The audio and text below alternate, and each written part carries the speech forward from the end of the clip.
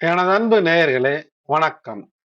உலகெங்கும் வாழும் Babu scientific astrology சேனலின் சிம்ம ராசி அன்பர்களே, உங்களை இந்த சிறப்பு பதிவிற்கு அன்போடு வரவேற்கின்றேன்.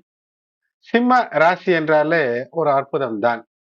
பல நிலைகளிலே சாதிக்க துடிக்கக்கூடிய உங்களுக்கு சோதனைகளை கடந்து அந்த வெற்றி என்ற அந்த படியை நெருங்கக்கூடிய சமயத்துல யோகத்தை அள்ளித்தரக்கூடிய செவ்வாய் 28 ஜூலை 2025 முதல் கிட்டத்தட்ட ஒரு மண்டலம் 13 செப்டம்பர் 2025 வரை உங்களுடைய ராசிக்கு 2ஆம் நிலையில இருந்து அற்புத அருள் தருகிறார். இப்போது இங்கு சில விஷயங்களிலே கவனமாக இருக்க வேண்டும். சரி, எதனால் கவனமாக இருக்க வேண்டும் என்றால், உங்களுடைய ராசிக்கு அஷ்டம நிலையிலே இருக்கக்கூடிய சனி பகவான் வக்ரம் பெற்று ஒரு உக்ர நிலை என்று சொல்லலாம். அதாவது தீவிரமான ஒரு பலனை தருவார். நல்லதானாலும் கெட்டதானாலும் தரக்கூடிய அமைப்பு. அவர் செவ்வாயின் மீது 2ஆம் இடத்துல இருக்கக்கூடிய செவ்வாயின் மீது சம சத்தம பார்வை என்பது மிகப்பெரிய அற்புதங்களை செய்யும். ஒரு துல்லிய கணிப்பு என்று சொன்னால், சரியான நிலையிலே பயன்படுத்தினீர்கள் என்றால் அற்புதங்கள். காரணம், 2ஆம் இடத்திலே புதனினுடைய வீட்டிலே கன்னி ராசியிலே செவ்வாய் அமர்ந்து இந்த காலம் கிட்டத்தட்ட ஒரு 45-48 நாட்கள் ஒரு மண்டலம். ஏனென்றால் செவ்வாய் பெரும்பாலும் ஒரு ராசியிலே ஒரு மண்டல காலம் பயணிக்கும் போது நற்பண்புகளை நற்பலன்களை ஏற்படுத்துவார். சில நேரங்களில் 6 மாதம் கூட 6 மாதம் 6 மாதத்திற்கு அதிகமாக கூட ஒரு ராசியில இருக்கும் போதுதான் அந்த ராசியில இருக்கக்கூடிய நிலை மற்றும் அதன் மீது கிரகங்கள் மற்ற கிரகங்கள் ஏற்படுத்தக்கூடிய தாக்கத்தின் அடிப்படையிலே பலன்களை தருவார். பெரும்பாலும் சில சிக்கல்கள் அப்போது இருக்கும். ஆனால் இப்போது அவர் நார்மல் ஸ்பீடிலே இருக்கிறார். ஆகையினால சற்று வெற்றிகளை தருவதற்கு, அனுகூலத்தை தருவதற்கு, யோகத்தை தருவதற்கு அற்புதமான காலகட்டம். இந்த பதிவில மேலும் உங்களுடைய பிறவி ஜாதகத்தில, சுய ஜாதகத்தில செவ்வாய் நல்லவராக இருக்கிறாரா, கெட்டவராக அமைந்திருக்கிறாரா என்பதை பற்றிய சூட்சுமங்களை நீங்கள் தெரிந்து கொள்ள முடியும். அதோடு மட்டுமல்லாமல் சக்தி வாய்ந்த எளிய பரிகாரங்கள். அது என்ன எளிய பரிகாரங்கள்? லட்சம் கோடி எல்லாம் தேவையில்லை. லட்சியம் மட்டும் இருந்தால் போதும். செவ்வாய் செம்மையாக உங்களுக்கு சிறப்பு பலன்களை தந்து விடுவார் என்பதற்கான சில அற்புதமான பரிகாரங்களையும் இந்த பதிவிலே உங்களுக்காக சொல்ல காத்திருக்கின்றேன்.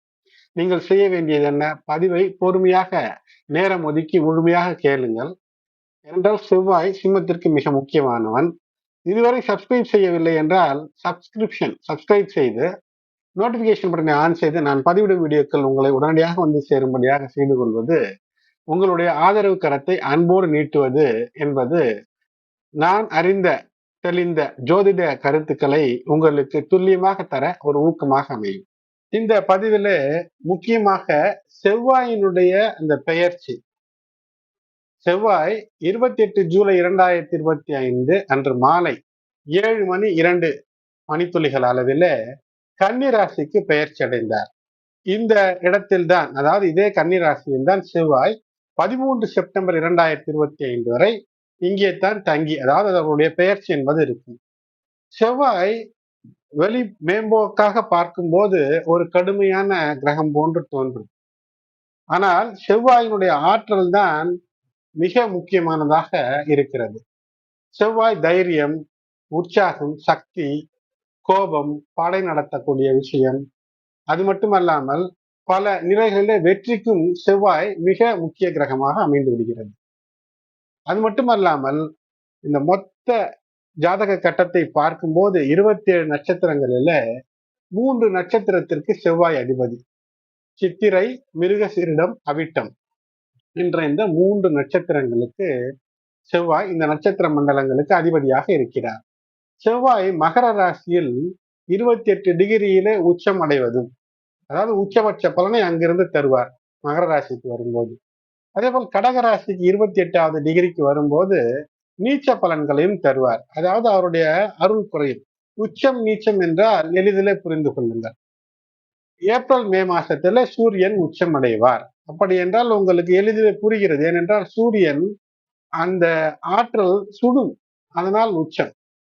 அதே சமயத்துல சூரியன் அப்படியே எதிர்மறையாக ஒரு 6 மாதம் கழித்து பார்க்கும்போது, அதாவது இந்த 10-11வது மாதங்கள் நவம்பர் டிசம்பர் மாதங்களிலே பார்த்தால் நீச்சப்பட்டு விடுவார். அதாவது நீச்சம் என்றால் என்ன? அதனுடைய எல்லா வகையான ஆற்றலும் குறைந்து தரும், குளிரடிக்கும். பூமிக்கு அருகில் வருவது, பூமிக்கு தள்ளி செல்வது, இதுதான் உச்சம் நீச்சம். அதே போல் செவ்வாய் அதனுடைய கிரணங்கள் நம்முடைய உடலை கண்ணுக்கு தெரியாத கிரணங்கள் வழியாக பாதிக்கிறது. அதனால்தான் உச்சம் நீச்சம் என்று நம்முடைய முன்னோர்கள் ரிஷிமுனிகள் எல்லாம் பல ஆயிரம் ஆண்டுகளுக்கு முன்பே செவ்வாய் உச்ச நீச்சத்தை கண்டு இந்த 4 கட்டம் 27 நட்சத்திரம் ஒரு அபிஜித்து என்பது இந்த மகர ராசிக்கு உள் சிக்கி இருக்கும் அந்த அபிஜித்து நட்சத்திரம் என்று இவையெல்லாம் வடிவமைத்திருப்பார்கள். இப்படி அற்புதங்கள் இருக்கு. செவ்வாய் கிரகம் பொறுத்தவரை ரத்தத்தை உற்பத்தி செய்யக்கூடிய போன் மேரோ மஜ்ஜை, அது மட்டுமல்லாமல் எங்கு சண்டை உருவாகிறது, அது ஒரு வீட்டில் இருக்கட்டும், இருவரிடம் இருக்கட்டும், அல்லது காதலியிடம் இடையே ஏற்படக்கூடிய காதலர்களோடு ஏற்படக்கூடிய சண்டை, அது சாதாரண சண்டையாக கூடலில் முடிகிறதா அல்லது யுத்தத்தில் முடிகிறதா என்பதையும் இந்த செவ்வாய் நிர்ணயம் செய்கிறது. ஆற்றல், எனர்ஜி, மின்சாரம் போன்றவற்றிற்கும் காரணியாக இந்த செவ்வாய் தான் அமைகிறது. அது மட்டுமல்லாமல் போர், சுறுசுறுப்பு, சோம்பேறித்தனமாக இருக்கிறானா, சுறுசுறுப்பாக இருக்கிறானா, தொழில்நுட்பம், டெக்னாலஜிக்கல் அட்வான்சஸ், இதற்கும் கூட செவ்வாய் அவருடைய ஆற்றலை தருவார். ஏனென்றால் எந்த தொழில்நுட்பம் வேண்டும் என்றாலும் மண் வேண்டும். மண் இருந்தால்தான் ஒரு தொழில்நுட்பமே நடக்கும். தலையில நான் மண்ணா இருக்கு என்று கேட்டால், ஆம், மண் இருக்கிறது தான். மண் இல்லை என்றால் அறிவே இல்லை. ஏனென்றால் மணல், இந்த மணலிலிருந்து தான் நம்முடைய அறிவினுடைய கூர்மை, அதில் பொதிந்திருக்கக்கூடிய அமைப்பெல்லாம் இருக்கும். இது மிகப்பெரிய கதையாக செல்லும். ஆகினால் நாம் செவ்வாயினுடைய பெயர்ச்சிக்கே செல்வோம். அணு ஆற்றல் எனர்ஜி. அது மட்டுமல்லாமல் எந்த வகையான ஆற்றலாக இருந்தாலும் இவற்றிற்கெல்லாம் கடவுளாக செவ்வாய் இருக்கிறார். கோள்களின் தளபதி, படை தளபதி, காவல் நாயகன் செவ்வாய். எளிமையாக சொல்ல வேண்டும் என்றால் எனர்ஜி சார்ந்த, ஆற்றல் சார்ந்த எல்லா விஷயத்திற்கும் செவ்வாய் ரத்தத்திற்கு காரகன். ரத்தம் ஆற்றல், அது பாய்ந்தால்தான் உயிர். அதுபோன்று எனர்ஜி, எலக்ட்ரிக்கல் எனர்ஜி, அது பாய்ந்தால்தான் எந்த மின்சார உபகரணமும் வேலை செய்யும். இப்படி ஆற்றலுக்கான எல்லா விஷயத்திற்கும் மிக மிக துல்லியமாக தன்னுடைய வேலைகளை செய்பவன், படை தளபதியாக, காவல் நாயகனாக செவ்வாய் தான் இருப்பார். கிட்டத்தட்ட 45 நாட்கள் ஒரு ராசியில இருப்பார். அதை விட சில சமயங்களில் அதிக மாதங்கள் ஒரே இடத்துல டேரா போட்டு ரணகலம், ரதகலம், இரத்த களரியாக மாற்றக்கூடிய அமைப்பும் இந்த செவ்வாய்க்கு உண்டு. ஆனால் சென்ற மாதம் 28 ஜூலை 2025 வரை கேதுவோடு, ஏற்கனவே கேது மிகப்பெரிய ஒரு ஆற்றல் நாயகன், உள்ளிருந்தே மிகப்பெரிய அவன் ஒரு அணுகுண்டு போல, வெடித்தால் யாரும் தாங்க முடியாது. அதனால் அப்படிப்பட்ட ஆற்றல் நாயகனோடு இணைந்திருந்தார். சில கட்டுப்பாடோடு இருந்திருப்பீர்கள், அல்லது கட்டுப்படுத்த முடியாத ஆற்றலின் காரணமாக உங்களை மீறி சில செயல்கள் நடந்திருக்கும். அதிலிருந்து இப்போது உங்கள் பிடிக்குள் சிலது வரும். இருந்தாலும் சில கவனங்கள் இப்போதும் தேவை. கன்னிராசியில செவ்வாய் பயணப்படும் போது. காரணம், சமசப்தமமாக சனி, வக்ர சனியினுடைய பார்வை பிடியிலே சிக்கி இருப்பார். வக்ர சனி என்றால் என்ன? சனி நீதியின் அதிபதி. எதை சிறிது தவறு என்றாலும் அவன் ஏற்றுக்கொள்ளப் போவதில்லை. ஆகையினால் ஏற்புடைய விஷயம் சட்டத்திற்கு உட்பட்டு உங்களுடைய வேலைகளை சரியாக செய்தீர்கள் என்றால் நல்லது, நிம்மதி என்பது இருக்கும். செவ்வாய் தனது எதிரி கிரகம் என்று சொல்லக்கூடிய, அதாவது ஜோதிட விதிகளிலே சிலது இருக்கும். கிரகங்களில் ஒன்றோடு ஒன்று எதிரி, நட்பு, உறவு, பகை எல்லாம் இருக்கும். அப்படி பார்க்கும்போது புதன் கிரகம், அதாவது கன்னி ராசியின் அதிபதி புதன், புதனினுடைய வீட்டிலே செவ்வாய் அவ்வளவு நன்றாக இருப்பதில்லை. சில சிரமங்கள் இருக்கும் என்று நம் ஜோதிட விதிகள் சொல்கிறது. ஆனால் இங்கு 45 நாட்கள் இருக்கும் போது சிறப்பு தருவார். புதன் கன்னிராசி. புதன் யாரு எந்தெந்த ராசிக்கெல்லாம் இனிமை தருகிறதோ அவற்றுக்கெல்லாம் செவ்வாய் இனிமையும், யாருக்கெல்லாம் கஷ்டத்தை தருமோ அவர்களுக்கெல்லாம் கஷ்டத்தை தரக்கூடிய அமைப்பில இருக்கும். புதன் சுபர் சில ராசிகளுக்கு, குறிப்பாக மகர ராசிக்கு. அதனால் உங்களுடைய ஜாதகத்திலே இந்த மகர ராசி அல்லது லக்னம் எப்படி அமைகிறதோ அதை பொறுத்தும், செவ்வாய் எப்படி அமைந்திருக்கிறது உங்களுடைய ராசியில் என்பதை பொறுத்தும் பலன்கள் அமையும். இந்த பதிவிலே செவ்வாய் உங்களுக்கு நல்லவரா கெட்டவரா என்று நீங்களே உங்களுடைய அனுபவத்திலே தெரிந்து கொள்வதற்கான அந்த விதிகளையும் அந்த நுட்பத்தையும் இதிலே நான் உங்களுக்கு சொல்ல காத்திருக்கிறேன். அதனால் பதிவை முழுவதுமாக கேளுங்கள். சுவராக இருக்கும் பட்சத்துல இனிமையான பலன்களை தருவார். எதிரிகளுக்கு சிம்ம சொப்பனமாக ஒருவரை மாற்றுவார். ஒவ்வொரு மனிதனும் வாழ்க்கையில செவ்வாய் கிரகம் என்பது மிக முக்கியம் என்பதை உணர்வார்கள். காரணம் செவ்வாய் தான் ரத்தத்திற்கு காரகன். சகோதரத்துவம், அதாவது தம்பி உடையான் படை கஞ்சான் என்பார்கள். இளைய சகோதரர்களை, இளைய சகோதரிகளை குறிக்கக்கூடியது. நிலம் ஆள வேண்டும் என்றால் ஏதோ ஒரு வகையில இந்த நிலத்தினுடைய அம்சம் இருக்க வேண்டும். அந்த நீச்சம் பெறக்கூடிய, அதாவது சந்திரன் நீச்சம் பெறக்கூடிய விருச்சிக ராசிக்கு அதிபதியும் செவ்வாய் தான். அந்த விருச்சிக ராசிக்காரர்கள் கூட அவர்களுடைய அந்த குணாதிசயங்களினால், அதை மிக விவரமாக சொல்ல முடியாது, ஆனால் அந்த குணாதிசயங்களினால் நாட்டையே கட்டுப்படுத்தக்கூடிய உயர்வுக்கு கூட செல்ல முடியும் என்று இந்த கிரகம் நமக்கு எடுத்து காட்டியிருக்கிறது. மனித வாழ்க்கையில செவ்வாயினுடைய தாக்கம் அது மிக முக்கியம். இந்த தாக்கம் நீங்கள் ஒருவருடைய பேச்சிலே சற்று நிதானத்தோடு இருக்க வேண்டும், கவனத்தோடு இருக்க வேண்டும். கன்னி ராசியில் செவ்வாய் பெயர்ச்சி, இதை எப்படி சமாளிப்பது? ஏதேனும் பரிகாரங்கள் இருக்கிறதா என்றால், பரிகாரங்களிலே மிகப்பெரிய நம்பிக்கை பலருக்கு இருக்காது. ஆனாலும் கூட காலப்போக்கிலே அந்த பரிகாரங்கள் பலன் தருகிறது என்பதை உணரும் போது அந்த பரிகாரங்களை செய்வது. பரிகாரம் என்றால் லட்சம், ஆயிரம், கோடி என்றெல்லாம் செலவு செய்ய தேவையில்லை. செவ்வாய் கிரகத்தை உங்களுக்கு நன்மைகளை செய்ய வேண்டும் என்று நினைத்தால், செவ்வாய் கிழமைகளிலே அனுமன் வழிபாடு அல்லது அனுமனை சார்ந்த விஷயங்களை நீங்கள் தெரிந்து கொள்ளுங்கள். அனுமன் வழிபாடு என்றால் என்ன? அனுமன் கோயிலில் சென்று வெண்ணெய், வடை, மாலை எல்லாம் சாற்றி வைப்பார்கள். வாங்கி சாப்பிட்டு விட்டு வருவதா? ஹனுமனை பற்றி படிக்கும் போது அதற்குள் எப்படி வாழ்க்கையை கட்டமைப்பது, எந்த குணங்கள், தன்னம்பிக்கை போன்ற விஷயங்கள் வரும்போது செவ்வாய் சரியாக இல்லை என்றாலும் அதிலிருந்து வெளிவரக்கூடிய அமைப்பை தரும். அதனால்தான் அனுமன் வழிபாடு, அனுமன் கதையை அங்கு சொல்லுவார்கள். இதிலிருந்து அந்த பக்தி ஆன்மீக மார்க்கத்திலே ஒரு வெற்றி ஆகினால் அனுமன் வழிபாடு செவ்வாய்க்கிழமைகளிலே, சனிக்கிழமைகளிலே. அதேபோல் வாழ்க்கையின் அனைத்து பிரச்சனைகளையும் தீர்க்க ஒவ்வொரு செவ்வாய்க்கிழமையும் முருகனுக்கான வழிபாடு மற்றும் அனுமன் வழிபாடை செவ்வாய்க்கிழமைகளிலும் கூட நீங்கள் அனுசரிக்கலாம். அது மட்டுமல்ல, அடுத்தது துர்க்கை அம்மனுக்கான வழிபாடு ஒரு பரிகாரம். ராகுகால வேளையில தீபமேற்றி வழிபாடு செய்வது செவ்வாய் மற்றும் ஞாயிறு. அது மட்டுமல்லாமல் இந்த துர்க்கை அம்மனினுடைய அந்த அம்சத்தினுடைய விஷயங்களை நீங்கள் அறிந்து கொள்ள வேண்டும். இல்லை என்றால் தெரிந்தவரிடம் கேட்டு நீங்கள் அதை புரிந்து கொள்ளும் போது வாழ்க்கையினுடைய தத்துவங்களை, துர்க்கை அம்மன் எல்லாம் தீயவற்றை அழித்து தைரியம், தன்னம்பிக்கையை புகுத்து மீண்டும் உலகத்திலே நன்மையை புகுத்துவார். ஆகையினால் ஒரு ஆற்றலை பாய்ச்சக்கூடிய செவ்வாய் ராசியிலே கெட்டிருக்கிறது உங்களுடைய சுய ஜாதகத்தில் என்றால், பரிகாரம் என்றால் இந்த வழிபாடுகள் எல்லாம் மெதுவாக செய்யும்போது அந்த விஷயங்களினுடைய தன்மைகளை நீங்கள் உங்களுடைய மெதுவாக நீங்கள் ஈர்த்துக் கொள்வீர்கள். எப்படி ஒரு சாதாரண இரும்பு ஒரு காந்தத்தின் பக்கத்தில் வைக்கும் போது மெதுவாக காந்தத்தை அதுவும் எடுத்து அதுவும் காந்தமாக மாறுகிறதோ அப்படி பலன் தரும். மேலும் இஷ்டி நாட்களிலே தீப வழிபாடு, ஹோமங்கள் செய்வது, ஹனுமன் சாலிசாவை படிப்பது, ஓதுவது. ஹனுமன் சாலிசா என்பது தமிழிலே அல்ல, அது வேறு மொழியிலே இருக்கிறது. இருந்தாலும் கூட அதை படித்து அதனுடைய அர்த்தத்தை தெரிந்து கொள்ளும் போது அதற்குள் கடமையாதி முறையிலே பல விஷயங்களை, அறிவியல் சார்ந்த விஷயங்களை, வாழ்க்கையின் தத்துவங்களை சொல்லி இருக்கும். ஒவ்வொரு வரிக்கும் மிகப்பெரிய விளக்கத்தை தரலாம். ஆகையினால் அது மிக அற்புதம். கடமையாதி என்றால் ஒரு 4 எழுத்திற்குள் 4000 விஷயங்களை பதித்து வைப்பதுதான் கடப்பையாதி முறை. அது மட்டுமல்லாமல் செவ்வாய் கிரகத்திலிருந்து நல்ல பலன்களை பெற செவ்வாய் கிரகத்தினுடைய விஷயத்தை ஊக்குவிக்கக்கூடிய பவளம் போன்ற ரத்தினங்களை அணியலாம். ஆனால் நல்ல நுட்பமுள்ள ஜோதிடரிடம், நுட்பங்களை அறிந்த ஜோதிடரிடம் கேட்டு அணிய வேண்டும். இதிலே ஒரு சூட்சமம் இருக்கிறது.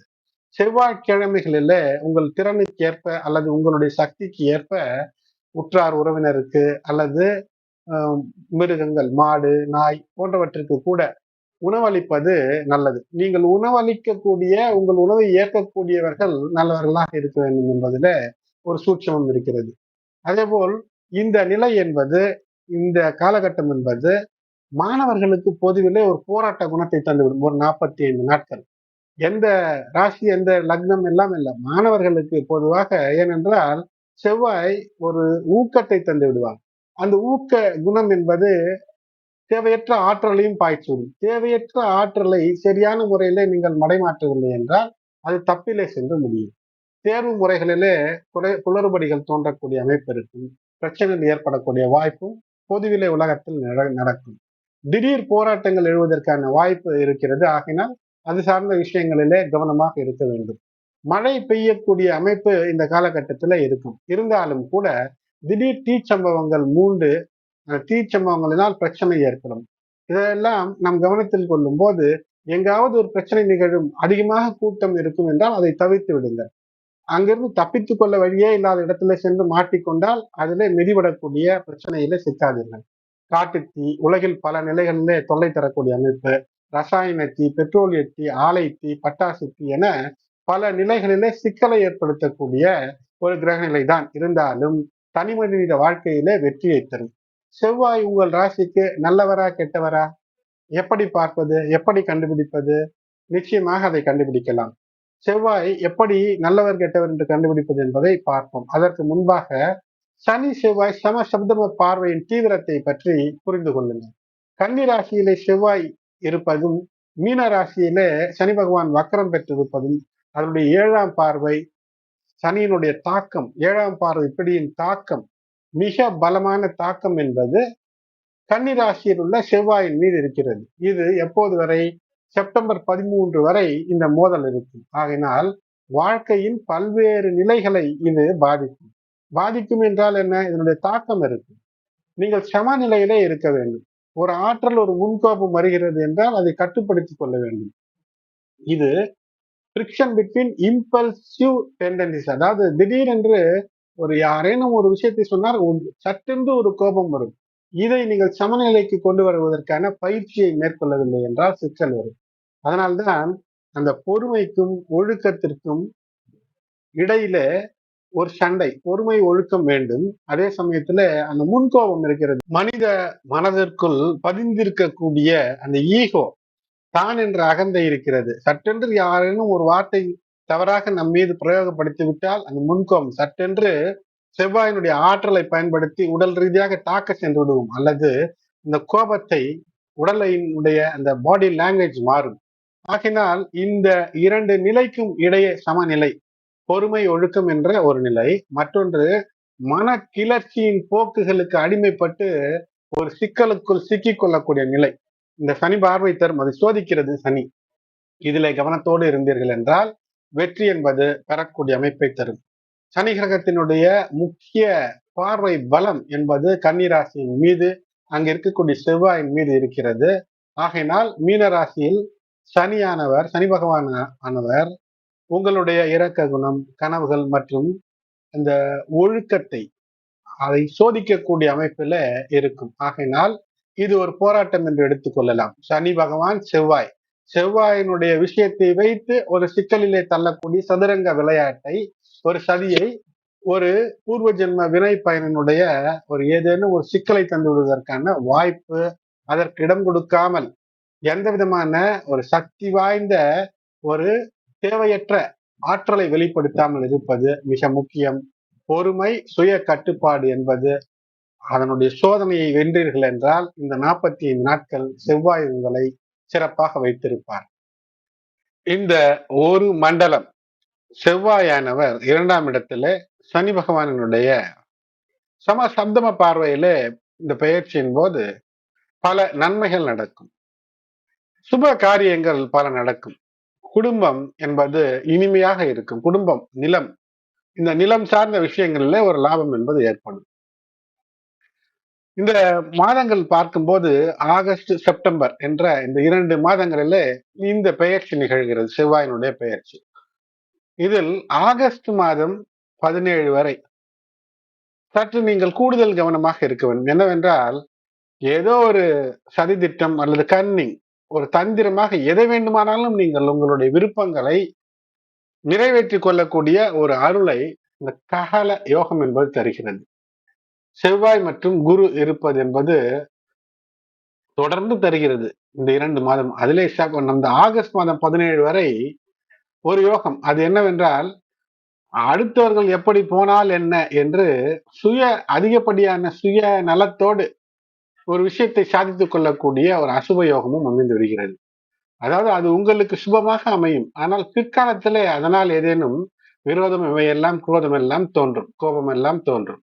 ஆகையினால் சற்று கூடுதல் கவனம். நீங்கள் செய்யக்கூடிய முயற்சிகளில் அடுத்தவர்களுடைய நலம் கெடாமல் இருப்பதற்கு ஓரளவிற்கு பார்த்து கொள்ள வேண்டும்.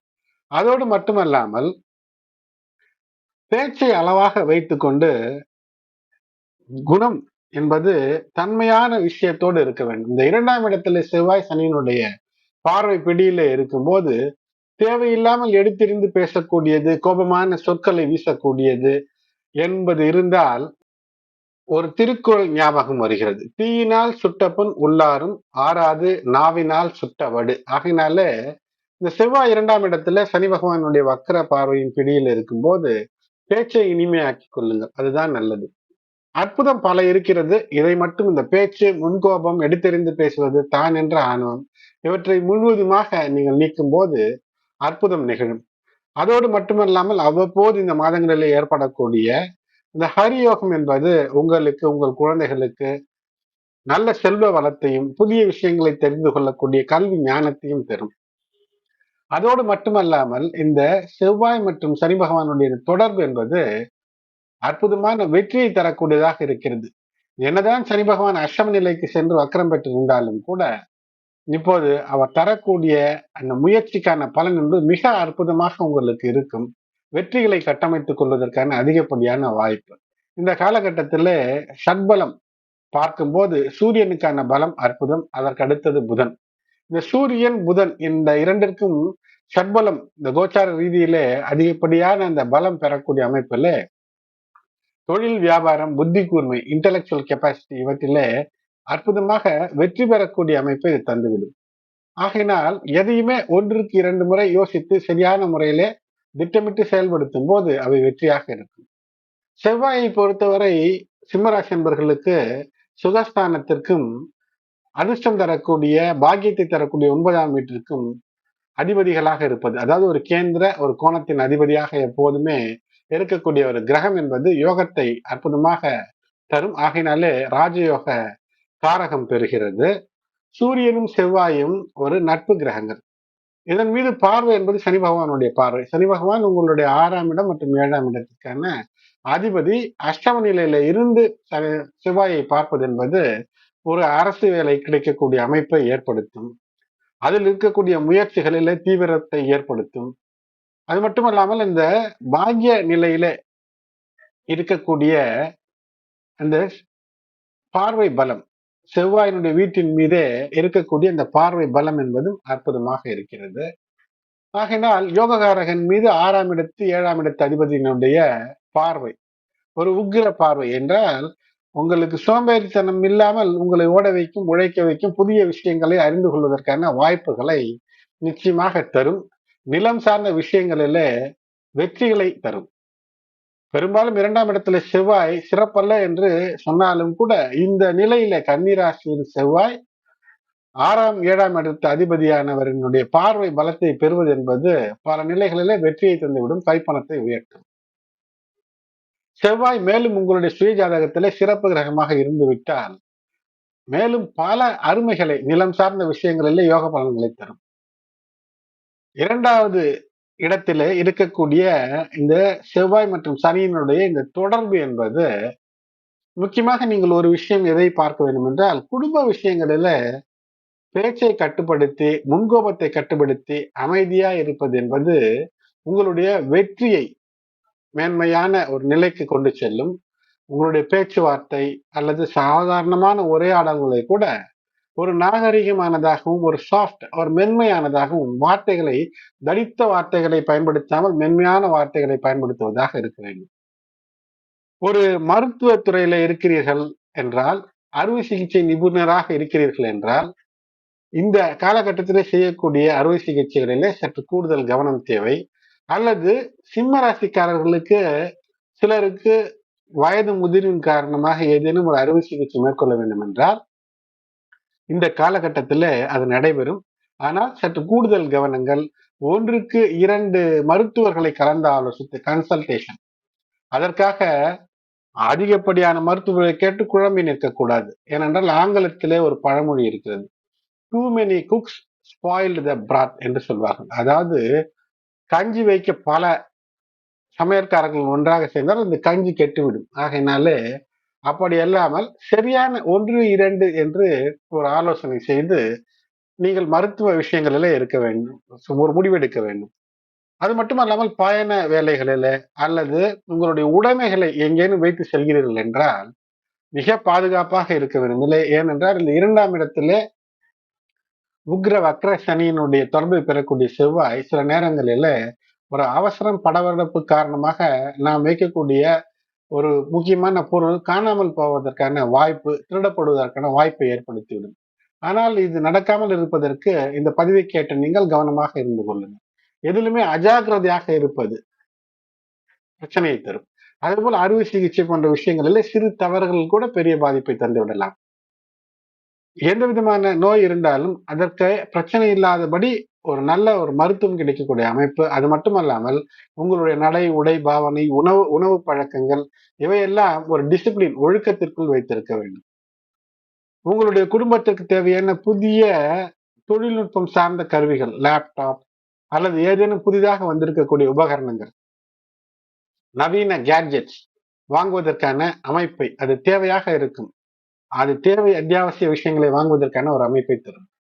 மாணவர்களாக இருக்கிறீர்கள் என்றால் உங்களுடைய மனதை அதிகமாக கட்டுப்படுத்தி கல்வியிலே மட்டும் செலுத்த வேண்டும். இதுதான் உங்களுக்கு கவனமாக இருக்க வேண்டிய மிக முக்கியமான விஷயம் மாணவர்கள். இல்லை என்றால் எதிர்மறை விளைவுகள் சில சமயத்துல பிரச்சனை தரும்.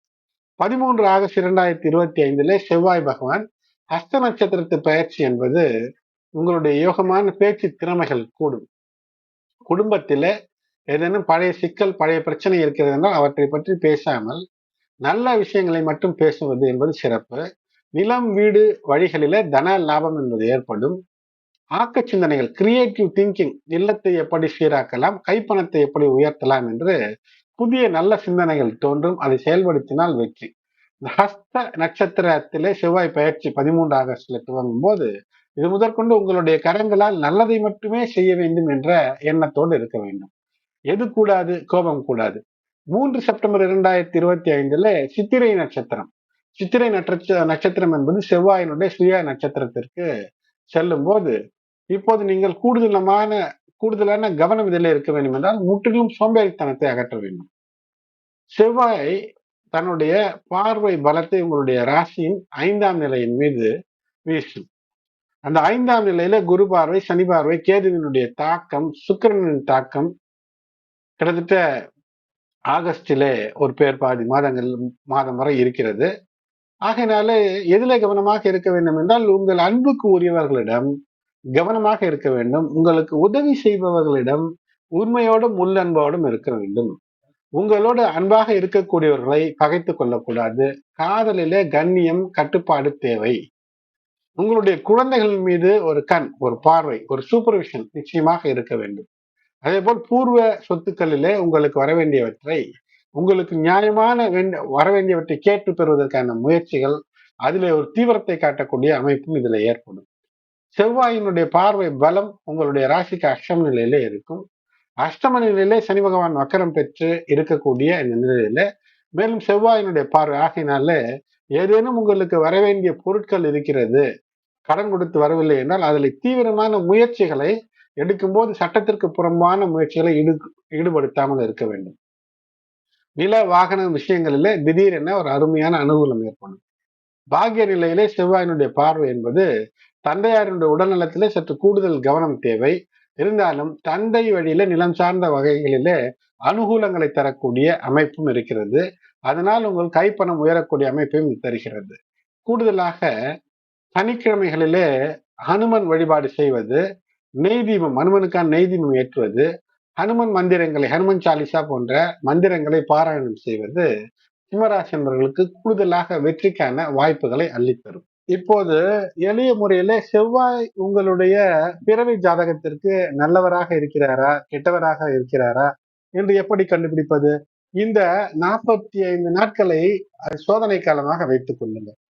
நீங்கள் எப்படிப்பட்ட மிகச்சிறந்த ஜோதிடம் சென்றாலும் கூட உங்களுடைய வாழ்க்கை அனுபவத்தை சரியாக சொன்னால்தான் அவர் கணிக்க முடியும். ஏனென்றால் தெய்வம்தான் அனைத்தும் தெரிந்து வைத்திருக்கும். தெய்வமாக பூமியிலே எல்லோரும் பிறந்து விடுவதில்லை. ஆகினால் செவ்வாயினுடைய தன்மையை கண்டுபிடிப்பதற்கு செவ்வாய் பலவீனமாக இருக்கிறதா என்று தெரிவதற்கு, அதாவது செவ்வாய் பலவீனமான நிலையில உங்களுடைய பிறவி ஜாதகத்தில் இருக்கிறதா என்று அறிந்து கொள்வதற்காக, உங்களுடைய வாழ்க்கையில இந்த நேரங்கள்ல பண பிரச்சனை வருகிறதா, அல்லது பண பிரச்சனை படிப்படியாக இந்த காலத்திலே அதிகரிக்கிறதா என்று பாருங்கள். அதோடு கூட சொத்து சார்ந்த விஷயங்களில ஏதேனும் தகராறு, சிக்கல் என்பது அதிகரிக்கிறதா என்று பாருங்கள். அப்படி இருந்தால் செவ்வாய் அதற்கான பரிகாரம் என்பது நான் முன்னர் சொன்னது செய்ய வேண்டும். அதே போல் செவ்வாய் உங்களுடைய பிறவி ஜாதகத்துல அசுப நிலையில இருக்கும்போது அதிகப்படியான உணர்ச்சி, ஏற்ற இறக்கங்கள், திடீரென்று கோவப்பட்டு கண்ட்ரோல் செய்ய முடியாமல் ஒரு கோபத்தை பட்டு அதனால் ஒரு சிக்கல், அதனால் ஒரு மன அழுத்தம் என்று இருக்கிறதா, திடீரென கட்டுப்படுத்த முடியாத முன்கோபம் வருகிறதா என்று பாருங்கள். அப்படி என்றால் இதற்கு பரிகாரம் பயிற்சி தான். யோகா தியானம் என்ற பயிற்சி தான் இதற்கு பரிகாரம். அதே போல் எல்லாம் சரியாக வைத்திருந்தேன், இருந்தாலும் எல்லாவற்றையும் சீராகத்தான் செய்தேன், உடற்பயிற்சி எல்லாம் இருந்தாலும் உடல் நலத்திலே லேசான ஏதேனும் ஒரு சோர்வு இருக்கிறது, சோம்பேறித்தனம் இருக்கிறது, ஏதோ உடல்நல பிரச்சனை ஏதோ ஒன்று இருக்கிறது, ஆனால் தெரியவில்லை, வயிறு சார்ந்த செரிமான கோளாறு எல்லாம் திடீரென்று வருகிறது என்றால் செவ்வாய் உங்களுடைய ராசியிலே அல்லது உங்களுடைய சுய ஜாதகத்திற்கு சீராக இல்லை என்று புரிந்து கொண்டு அதற்கான பரிகாரம், அதற்கான விஷயங்களை செய்யுங்கள். அதற்கான அறிவியல் பூர்வமான விஷயங்களை செய்யுங்கள். அது மட்டுமல்லாமல் மேலும் மிகவும் பாதிக்கப்பட்டிருக்கிறது என்றால் கண் நோய் வருவதற்கு, அல்லது சிறுநீரக கற்கள் வருவதற்கு, இரத்த அழுத்தம் அதிகரிப்பதற்கு, பிளட் பிரஷர் கூடுதல், இவற்றில் அல்லது புதிதாக ரத்தம் சார்ந்த நோய்கள் ஏதேனும் வருகிறது என்றால் செவ்வாய் உங்களுடைய ஜாதகத்திலே சரியில்லை என்று உடனடியாக அதை சீர் செய்ய தகுந்த மருத்துவத்தை எடுப்பதுதான் பரிகாரம். அப்போது சீராகிவிடும். அதற்கு அடுத்தது சில நேரத்துல செவ்வாய் தசையோ புக்தியோ நடக்கும்போது டெம்பரரியாக கூட ஒரு கோளாறு வரும், தற்காலிகம். அதை அவ்வப்போது மருந்து மாத்திரை எடுத்தோ அல்லது யோகா தியானம் செய்தோ சீர் செய்து கொள்ள வேண்டும். அதே போல் குடும்ப உறவுகளில் வாழ்க்கை துணையோடு சண்டை, காதலோடு ஏதோ ஒரு யுத்தம் அல்லது பொய் புகார் போன்ற விஷயம், சட்ட சிக்கல், திருமண தாமதம் அல்லது திருமணம் முடிவது போன்று இருப்பது தள்ளி கொண்டிருக்கிறது என்றால் இந்த 45 நாட்களில் செவ்வாய் உங்களுடைய ராசியில் அவர் நல்லவராக இல்லை. ஆகினால் நல்லவராக மாற்றக்கூடிய முயற்சி என்பது உங்களுடைய வாழ்க்கையினுடைய லைஃப் ஸ்டைலை மாற்றி அமைப்பதன் மூலமாக செவ்வாயை சீரமைத்துக் கொள்ளலாம். எனது அன்பு நேயர்களே, இந்த பதிவு உங்களுக்கு பயனுள்ளதாக இருந்தால் லைக் செய்யுங்கள், உங்களுடைய மேலான கருத்துக்களை கமெண்டிலே தெரிவிங்கள், தொடர்ந்து இணைந்திருங்கள். இதுவரை சப்ஸ்கிரைப் செய்யாத நண்பர்கள் சப்ஸ்கிரைப் செய்து பெல் பட்டன் அழுத்தி நோட்டிபிகேஷன் ஆன் செய்து நான் பதிவிடும் வீடியோக்கள் உங்களை உடனடியாக வந்து சேரும்படி செய்து கொள்ளுங்கள். நான் ஒரு சிறிய விஷயத்தை ஒரு 8 நிமிடம் 4 நிமிடத்தில் கூட இதை நான் சொல்ல முடியும்.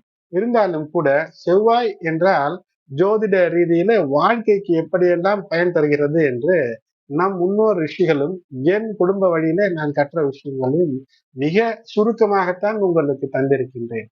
ஆகையினாலே தொடர்ந்து இணைந்திருங்கள். அவ்வப்போது ஜோதிட கருத்துக்களையும் ரகசியங்களையும் உங்களுக்காக நான் பகிர தயாராக இருக்கின்றேன். உங்களுடைய ஆதரவு இன்றியமையாதது. சப்ஸ்கிரைப் செய்யாதவர்கள் சப்ஸ்கிரைப் செய்யுங்கள். தொடர்ந்து இணைந்திருங்கள். நன்றி.